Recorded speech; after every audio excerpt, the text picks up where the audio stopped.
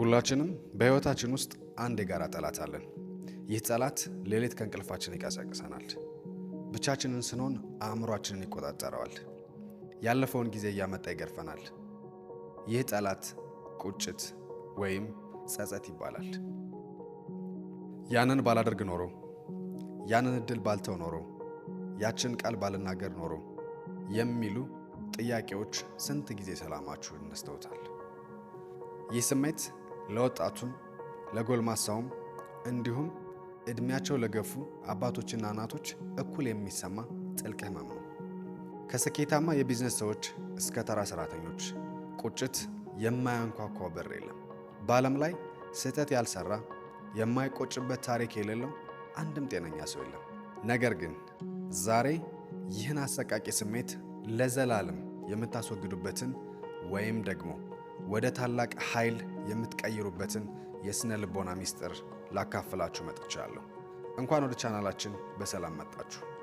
በዚህ ቪዲዮ በዓለም ታዋቂ የሆኑ የስነ ልቦና ጠበብት ያረጋገጧቸውንና ህይወታችሁን ከስሩ ሊቀይሩ የሚችሉ 5 ቁልፍ ተግባራትን ይዤላችሁ ቀርቤያለሁ። ይህን ቪዲዮ እስከ መጨረሻው ከተከታተላችሁት ለዓመታት የተሸከማችሁትን የቁጭት ሸክም ዛሬውኑ አውርዳችሁ ትጥሉታላችሁ። ስለዚህ ሰብስክራይብ በማድረግ የዚህ ትልቅ ቤተሰብ አባል እንድትሆኑ እየጋበዝኩ ወደ መጀመሪያው ቁልፍ ተግባር ልለፍ። አንደኛ፣ የኋሊት እይታ አድሎን ማሸነፍ። ብዙዎቻችን ራሳችንን የምንወቅሰው ዛሬ ባለን እውቀት ትላንት የሰራነውን ስህተት ስለምንመዝን ነው። በዓለም ታዋቂው የስነ ልቦና ባለሙያና የኖቤል ተሸላሚ ዳንኤል ካህነማን ቲንኪንግ ፋስት ኤንድ ስሎው በተሰኘው ታላቅ መጽሐፉ ላይ አንድ ትልቅ እውነትን አስቀምጧል። አእምሯችን አንድ ነገር ከተፈጠረ በኋላ እኔ እኮ አስቀድሜ አውቅ ነበር የሚል አሳሳች ስሜት ይፈጥርብናል። ይህ የኋሊት እይታ አድሎ ይባላል። ወጣቶች፣ የተሳሳተ የትምህርት መስክ ስለመረጣችሁ ወይንም የተሳሳተ የፍቅር ግንኙነት ውስጥ ስለገባችሁ ትጸጸታላችሁ። ጎልማሶች፣ ያንን የንግድ ሥራ ባለመስራታችሁ ወይንም ያንን ቤት ባለመግዛታችሁ ትበሳጫላችሁ። ዕድሜያችሁ የገፋ ወላጆች፣ ልጆቻችሁን በተለየ መንገድ ባለማሳደጋችሁ ትበሳጫላችሁ። እባካችሁ አንድ እውነት አልንገራችሁ። ያንን ውሳኔ በወሰናችሁበት በዚያን ጊዜ በዚያች ቅጽበት ያላችሁ መረጃ፣ የነበራችሁ የህይወት ልምድ እንዲሁም የነበራችሁ የስሜት መረጋጋት ያንን ውሳኔ ብቻ እንድትወስኑ የሚያስገድድ ነበር። ያለፈውን እኔነታችሁን በዛሬው እኔነታችሁ እውቀት አትፍረዱት። ትላንት ያጠፋችሁት የዛሬው ጥበብ ስላልነበራችሁ ነው።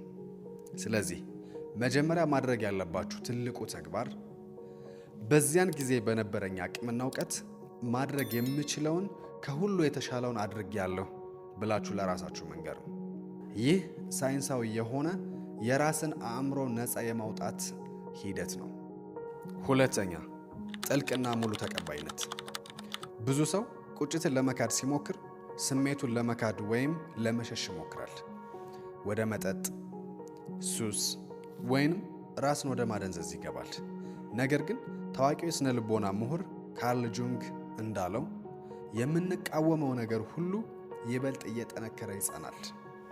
ሌላኛው የስነ ልቦና ተመራማሪ ታራ ብራክ ራዲካል አክሰፕተንስ በተሰኘው መጽሐፏ ይህንን በሚገባ ታብራራለች። ቁጭትን ማሸነፍ የሚቻለው በርን ዘግቶ በማባረር ሳይሆን በርን ከፍቶ በማስተናገድ ነው። አዎ ተሳስቻለሁ፣ ያንን እድል አበላሽቻለሁ፣ ጊዜን አቃጥያለሁ። ነገር ግን ይህ የህይወት የመጨረሻ አይደለም። እውነታውን ያለምንም ማጋነንና ያለምንም ራስን መካድ በሙሉ ልብ መቀበል ለፈውስ የመጀመሪያውና ትልቁ እርምጃ ነው። ህመሙን ስትቀበሉት እናንተን መቆጣጠሩን ያቆማል። ይህንን ስታደርጉ አእምሯችሁ ውስጥ ያለው የጭንቀት ማዕከል ዘና ይላል። ሶስተኛ፣ ለራስ ርኅራኄ ማሳየት።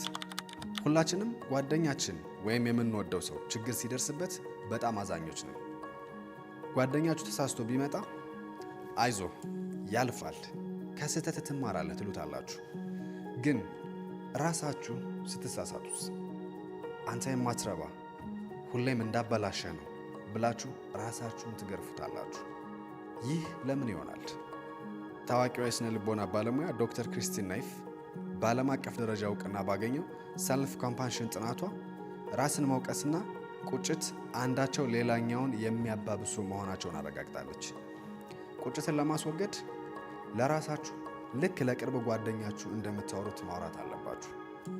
ለራሳችሁ ጠበቃ ሆኑ እንጂ አቃቤ ሕግ አትሁኑበት። በራሳችሁ ምክንያት ራሳችሁን ከማግለል ይልቅ መሳሳት የሰው ልጅ ሁሉ ተፈጥሮ ነው የሚለውን የስነ ልቦና እውነት ተቀበሉ። በዓለም ላይ ስህተት ያልሰራ የማይቆጭበት ታሪክ የሌለው አንድም ጤነኛ ሰው የለም። አራተኛ፣ ቁጭትን ወደ መረጃና ዓላማ መቀየር። ይህ ነጥብ ሕይወታችሁን በፍጥነት የሚቀይር ሚስጥር ነው። ታዋቂው ደራሲና አጥኚ ዳንኤል ፔንክ በቅርቡ ባወጣው ዘ ፓወር ኦፍ ሪግሬት በተሰኘው ምርጥ መጽሐፉ አንድ አስደናቂ ጥናት አቅርቧል። ቁጭት መጥፎ ስሜት አይደለም ይለናል ዳንኤል ፔንክ። ቁጭት ማለት አእምሯችን እባክህ ቀጣዩን ሕይወትህን በተሻለ መንገድ ምራው ብሎ የሚሰጠን የማስጠንቀቂያ ደወል ነው። ስለዚህ ቁጭትን እንደ ህመም ማየታችሁን አቁሙና እንደ መረጃ እዩት። ትምህርት ስላቋረጣችሁ ተቆጭታችኋል? ይህ ቁጭት እየነገራችሁ ያለው በውስጣችሁ እውቀትንና እድገትን ምን ያህል እንደምትፈልጉ ነው። ቤተሰባችሁን ባለመንከባከባችሁ ተጸጽታችኋል? ይህ የሚያሳየው ደግሞ ፍቅርና ቤተሰብ ለእናንተ ምን ያህል ትልቅ ዋጋ እንዳለው ነው። ቁጭት የእናንተን እውነተኛ ህይወት ሴት አጉልቶ የሚያሳይ መስታወት ነው።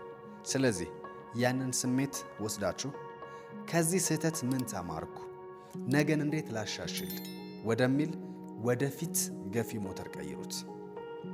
አምስተኛ፣ የነገውን እኔን መቅረጽ። እስካሁን ያወራነው ያለፈውን ቁጭት እንዴት እንደምናክም ነው። አሁን ደግሞ የነገን ቁጭት እንዴት እንደምንከላከል እንነጋገራለን።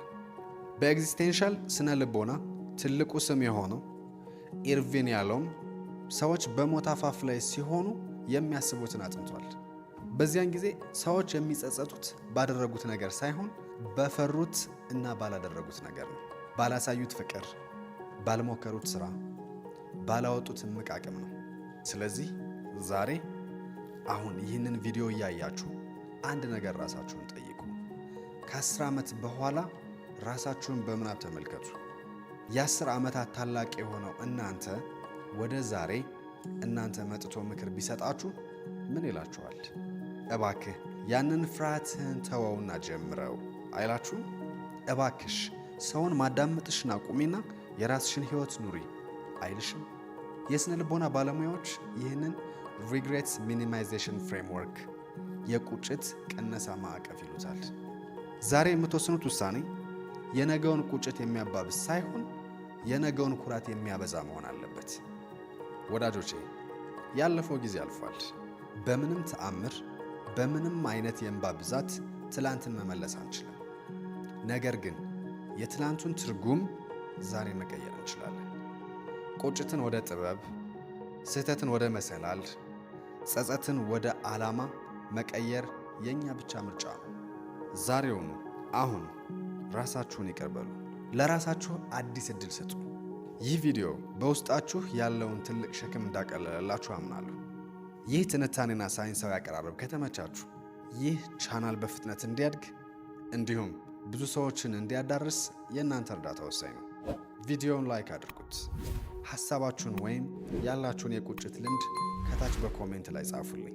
እኔ ራሴ ገብቼ እያንዳንዱን አነባለሁ፣ መልስም እሰጣለሁ። ይህንን ቻናል ሰብስክራይብ በማድረግና የደወል ምልክቷን በመጫን የዚህ ታላቅ የስነ ልቦና ቤተሰብ አባል ሁኑ።